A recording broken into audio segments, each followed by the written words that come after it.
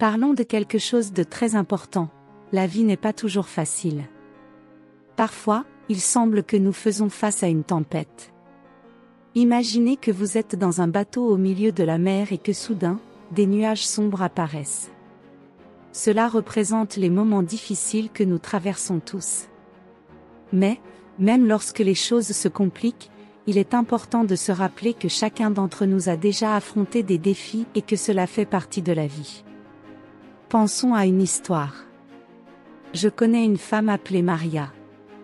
Elle a toujours rêvé d'ouvrir sa propre entreprise, mais elle a rencontré de nombreux obstacles en chemin. Parfois, elle se sentait découragée et pensait à abandonner. Mais au lieu de se laisser emporter par la tristesse, Maria a décidé d'affronter ses peurs et de faire face à la réalité. Elle a réalisé qu'en acceptant les difficultés, elle pourrait trouver un moyen de les surmonter. Et voici la magie, quand vous regardez la réalité en face, même si elle est dure, vous commencez à réaliser que vous pouvez faire quelque chose à ce sujet. Maria, par exemple, a commencé à rechercher, à demander des conseils et même à suivre des cours sur la gestion d'une entreprise. Tout cela parce qu'elle a décidé de ne pas se cacher des difficultés, mais de les affronter avec courage. Vous savez, ce n'est pas seulement Maria qui a vécu cela. Beaucoup d'entre nous ont déjà été dans des situations où nous avons dû faire face à la vérité de ce qui se passait autour de nous. Cela peut être une relation difficile, un travail qui ne nous satisfait pas ou même des défis de santé. Et la vérité, c'est que lorsque nous acceptons ces défis, nous trouvons un point de départ pour changer les choses. Un conseil important est d'essayer de ne pas se laisser tromper par les apparences. Souvent, les gens semblent être heureux et épanouis, mais chacun fait face à ses propres batailles. Quand vous réalisez cela, vous ressentez un soulagement, comme si vous n'étiez pas seul dans ce parcours. C'est comme lorsque vous jouez à un jeu difficile, si vous avez de la compagnie, tout devient plus léger. Souvenez-vous également que nous n'avons pas besoin d'avoir toutes les réponses immédiatement. La vie est un voyage, et chaque pas que nous faisons nous aide à apprendre quelque chose de nouveau. Maria, par exemple, ne savait pas exactement comment ouvrir son entreprise au début, mais chaque petite victoire la rapprochait de son rêve. Et ainsi, elle a construit sa confiance et sa résilience.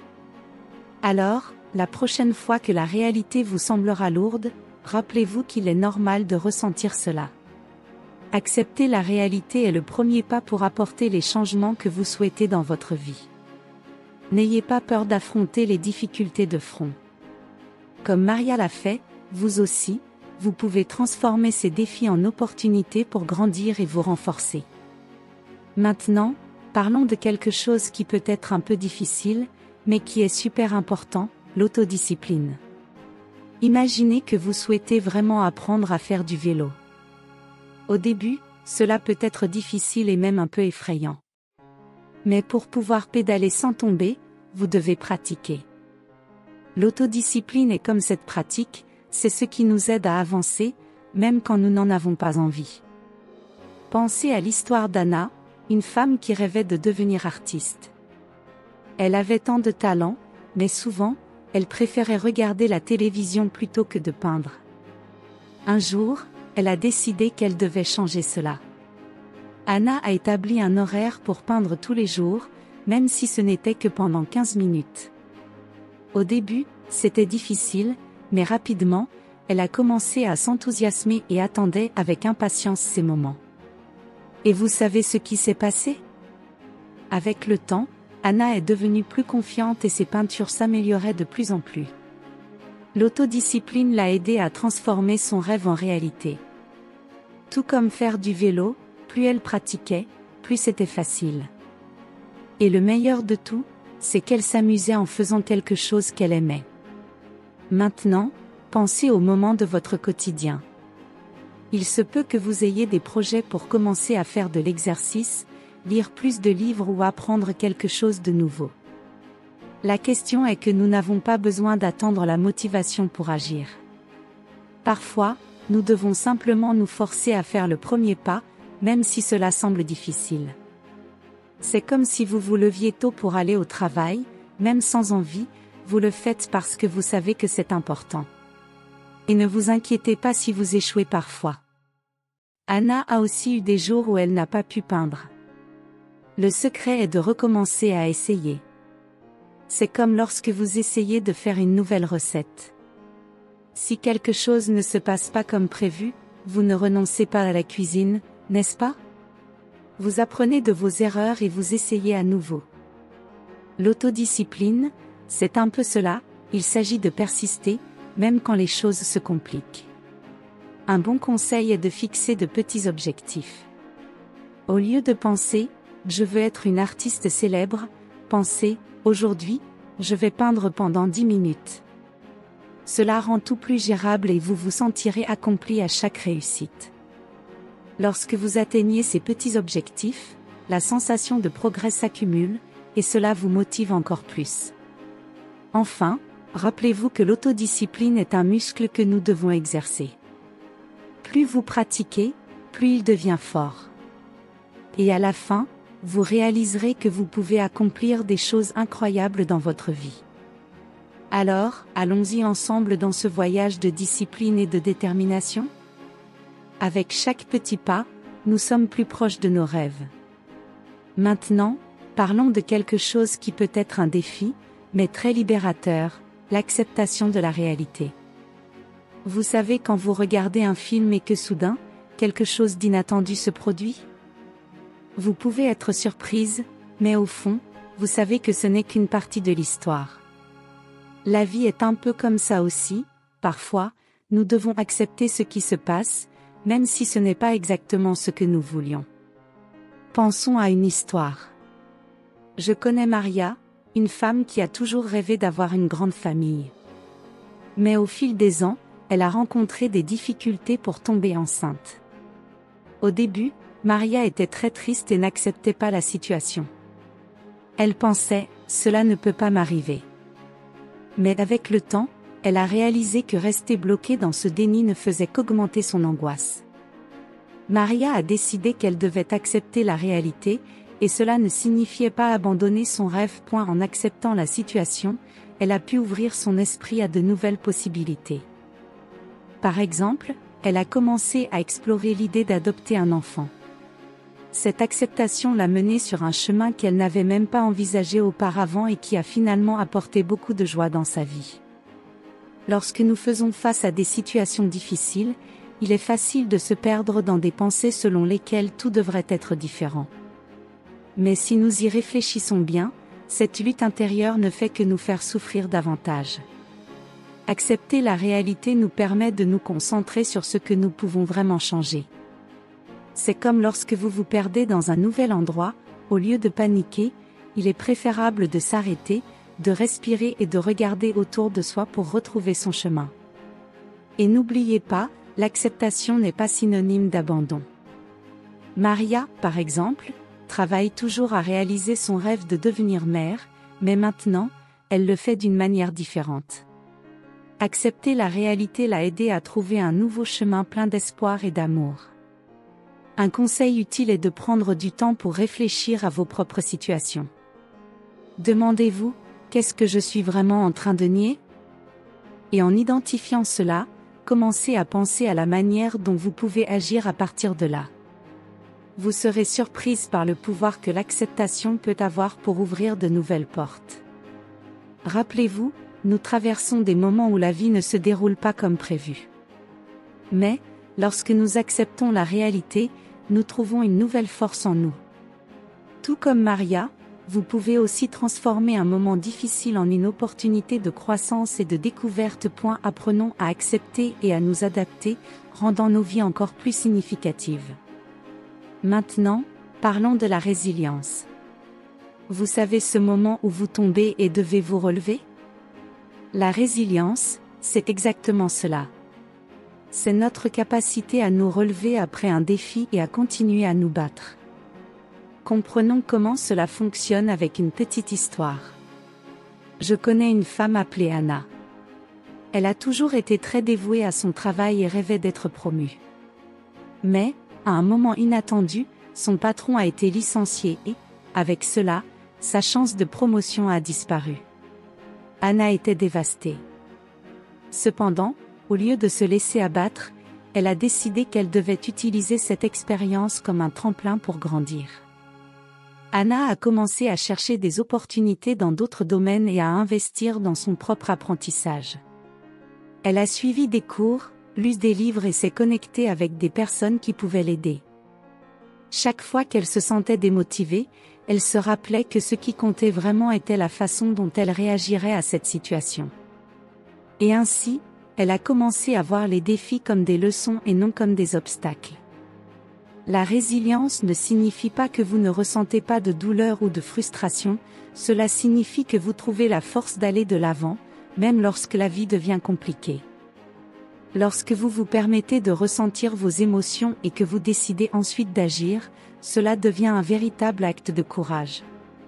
C'est comme un élastique, plus vous tirez, plus il devient fort. Parlons d'un exemple qui peut résonner avec beaucoup d'entre nous. Pensez à une situation où vous avez dû faire face à une perte ou une déception. Cela peut être une relation qui n'a pas fonctionné ou un projet qui ne s'est pas déroulé comme prévu.